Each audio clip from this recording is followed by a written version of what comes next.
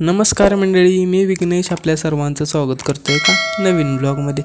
तर मंडळी, आज विषय असा झालेला की आपले विराज भाऊ गेलेले ते रानामध्ये पार्टी करण्यासाठी। मग काय त्या गोष्ट आपल्याला जशी कळाली तसं आपण पण म्हणलं जावं रानात बघावं कशी पार्टी करते। तिथून आपण जसं रानात आलो तसं इथं कुठं दिसतच नव्हती ती। नंतर झाडाखालनं वरडायला लागली ते की भैया आला भैया आला। मग काय ती जशी दिसली ती त्यांच्यापाशी गेलो आणि त्यांना म्हणलं वाय जरा ग बसा, मी काय तुम्हाला काय करायला नाही आलो, फक्त पार्टी कशी करताय ते बघण्यासाठी आलोय। तेवढे तिकडे येर भाऊ म्हणले बघा आम्ही कशी पार्टी करतोय। म्हणलं तुमचा विषय झाडाय हो, तुम्ही पार्टी काय तर तुम्ही आणखीन काय दुसरं कराल। तेवढे तिकडे ह्यानं मॅगीचा पार्टीचा प्रसाद द्यायला सुरुवात केली। म्हणले टेस्ट करून बघूया कसा झालाय। मग काय सगळ्यांना वाचवाच दिला। तेवढे तिकडे ह्याने मॅगीचा प्रसाद घेऊनच उड्या मारायला सुरुवात केली।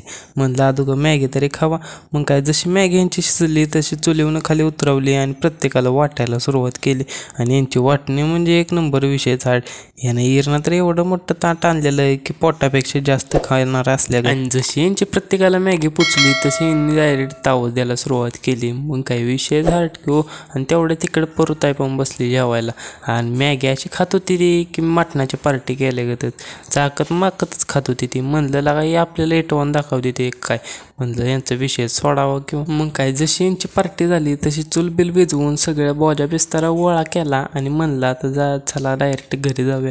आणि यांना आपण सांगच तोपर्यंत आपणच म्हणलं जाऊया पुढं, त्याशिवाय काही येणार नाही ती।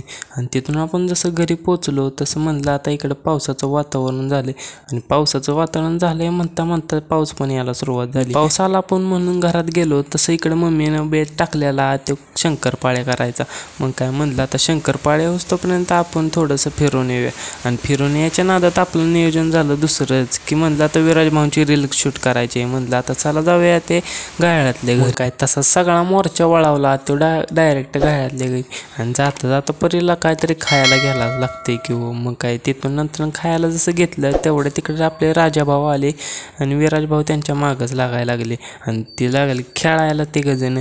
म्हणलं आता त्याला सोडा साईडला आणि चालला डायरेक्ट घरी। आणि घरी आलो जसं तसं यांचं यागाळाच नियोजन गेली ती पेरू आणायला। आणि जसं पेरू आणला तसं आपणच त्याच्यावर ताव मारायला सुरुवात केली। रील करायची राहिली साईडलाच आणि इकडे पेरूच खायला सुरुवात केली। विषय झाड किंवा आणि मला वाटत होतं नसल्यावर नेऊनच चुकी गेली। इकडे तिकडे धबधबा कुठं दिसतोय त्याच्यावरच ह्यांचं लक्ष। मग काय तिथून खाली आणली ती आणि खाली येऊन पण ह्यांनी खिदळायला सुरुवात केली। म्हणलं लागा तुमचा हसणं ठेवा साईडला। आणि ह्यांना इकडे सांगच तोपर्यंत वर आबाळ असलं आलेलं की म्हणलं थोड्याच वेळात पाऊस काय निभारच पडणार आहे। तेवढ्या तिकडे यांना म्हणलं चला आता डायरेक्ट घरात जाऊया, तुमची रील रावली साईडला। आणि ह्यांना सगळ्यांना सांगच तोपर्यंत पावसानं असली जोरात बॅटिंग करायला सुरुवात केली की विषय झाड।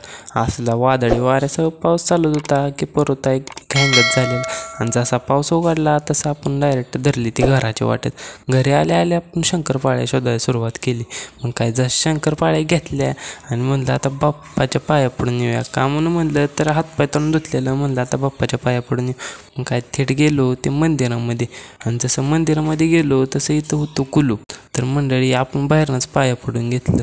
तर मंडळी तुम्हाला आजचा ब्लॉग आपला कसा वाटला ते कमेंट करून नक्की सांगा बरं का। आणि मंडळी असेच नवीन नवीन ब्लॉग बनवण्यासाठी आपल्या चॅनलला फॉलो नक्की करून घ्या।